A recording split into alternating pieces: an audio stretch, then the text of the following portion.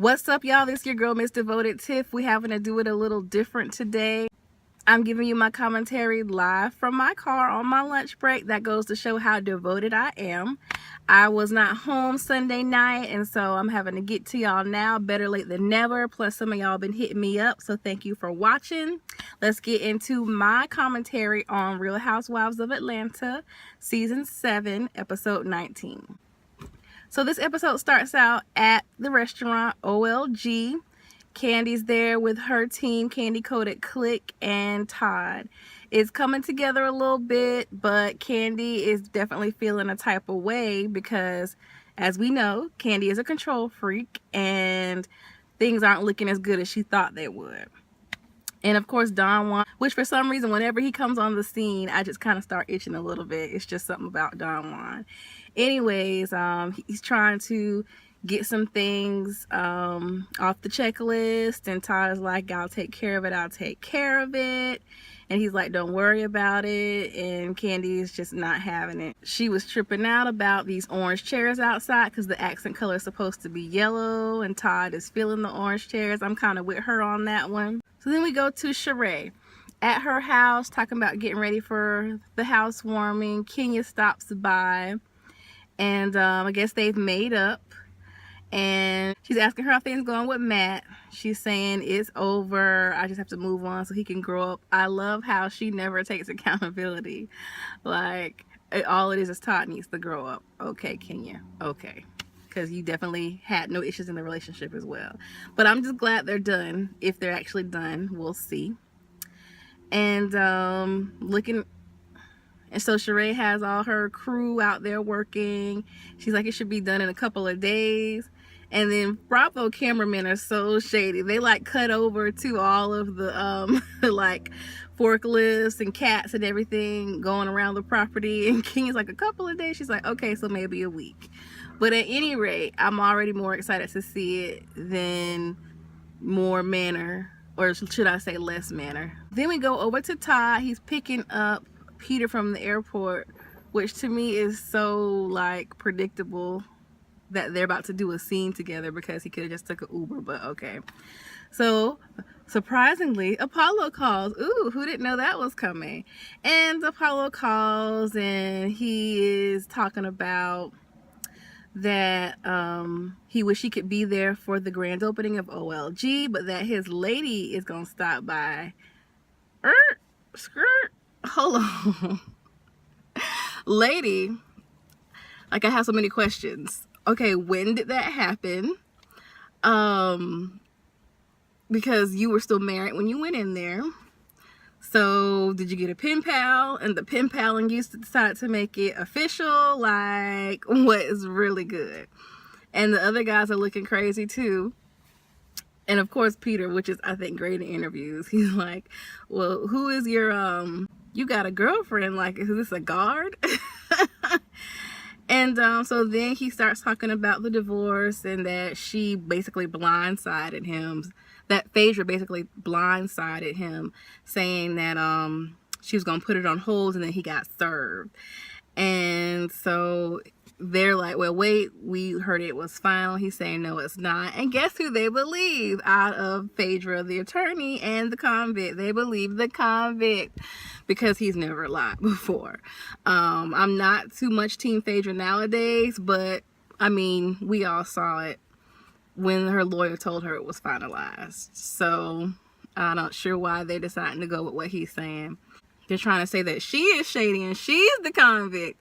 I just think that's so hypocritical that they would just automatically assume that she was the one lying when he's the one in jail for fraud. But okay. So back at the restaurant, Candy to me, she was like in a really like crappy mood. Like, I understand she's a perfectionist and a control freak, but I feel like she didn't give Todd any kind of encouragement. Like, she straight out said, I don't believe you will have it ready. Like, and that's something that black men kind of complain about black women. I kind of saw it at play there, is that she didn't say like, I believe in you, I think you can do it, you said you can do it, I trust you. It was none of that. She was like, no, I don't think you're gonna do it because you're not letting nobody, you know, help you. And he was like, yeah, trust me on this, I got it. So we go over to Portia. She's on the phone with her sister. She's getting her place ready for a birthday celebration with Phaedra. She's pulling out all these wigs and she's saying, you know, she's officially divorced now, so we gonna find her a new look.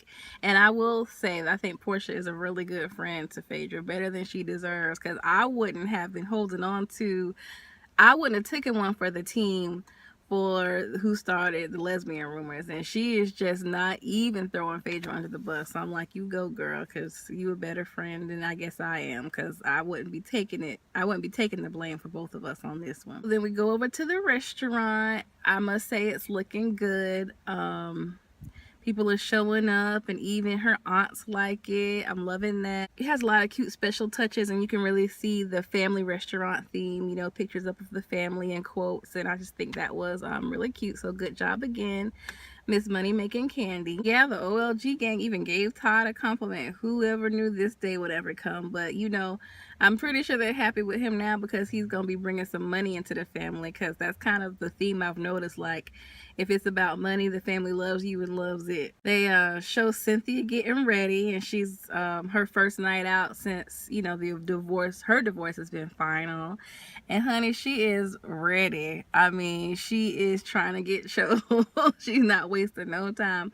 But I guess I ain't mad, because it's been like a year since they've been separated. So she is like ready for some action, if you know what I'm saying. So then they go over to freaking frack, and Phaedra's trying on the wigs. I gotta give it to her. She looks cute now. She looks cute. They got their little freaking frack onesies on, and I think it was Portia's way of trying to redo the divorce party that Kenya threw.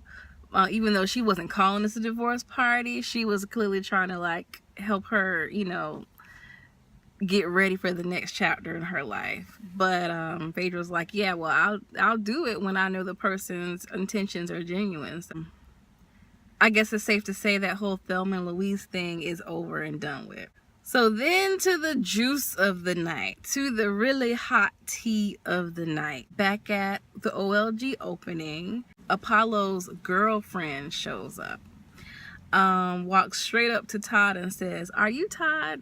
Okay, so if you don't know who he is, how are you able to just walk up to him and ask him his name? And of course they act all surprised. I couldn't tell whether or not she was mic'd up, but I'm pretty sure they knew she was coming. And so he's like, yeah, she's like, I'm Apollo's girlfriend, and they're all like, oh, you know, and they start talking to her. They kind of ask her, you know, when did they become boyfriend and girlfriend? And let me tell you, she dodged that question like a professional dodgeball player, because she was like, well, let's just say we're in love now. Love is here. Girl, just go ahead and say you was a side chick. You was somebody he was cheating on Phaedra with. Like, it's pretty obvious, okay? Because he's saying it makes him look even worse, because he's already saying the divorce isn't final, but you're saying you have a girlfriend. So like, you making yourself look even worse. You incriminating yourself. So Todd brings her promptly over to the girls, and now you know Candy can't hide her face. Candy was looking crazy with her face. She was like, I don't want to be involved. I don't want it to seem like, you know, I'm trying to be messy. But you are, Candy. But you are. I do appreciate though that they weren't like, remember Kenya when they were at the Charlotte Bar 1 opening, and what's the name, Claudia came and she was like, oh, you need to meet Cordell, toast to the next Miss Stewart. Like, she was pouring it on thick. But at least in this case, they weren't like, oh, we're so happy for you and Apollo. All the girls were kind of like, okay, what's going on? Even Kenya was looking crazy. And she was like, well, now I see why she had a chocolate, because clearly Apollo had some vanilla. Meet the side chick. And the girl, she was just pouring it on too thick, like, oh, hey, baby. We're just so, like, she talking already, like, she's speaking on his behalf like they're already married. You know, I came to represent him, and we're so happy for you guys, and you've been so good to us. And Candy was like, well, we would try to be good to Apollo, but I mean, no offense, we don't really even know you. And like, when did you guys start dating? Again, she tiptoed all the way around the answer to that question. So that lets us know everything we need to know. So she went ahead and excused herself. I guess she could feel the girls weren't really feeling her.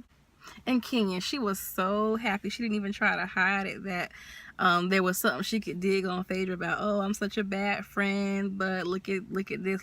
Like, anyways, let me not talk about her too much because she also makes me itch. And then the divorce comes up and Apollo's telling them that they're not divorced. And they're all believing him. They're like, why did Phaedra tell us that y'all were...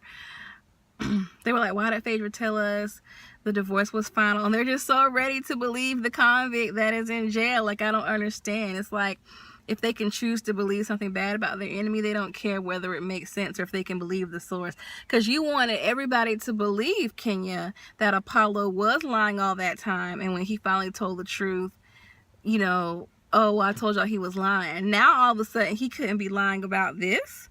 Y'all don't even think about y'all's past things when y'all are just ready to, you know, believe a lie. So that was pretty much that episode. Very awkward, but very interesting.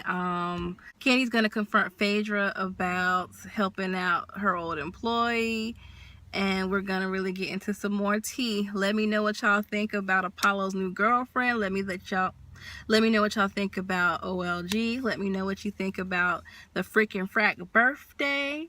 And let me know what you think about Sheree and this housewarming. I must say, I am very proud of her for doing it on her own for her kids.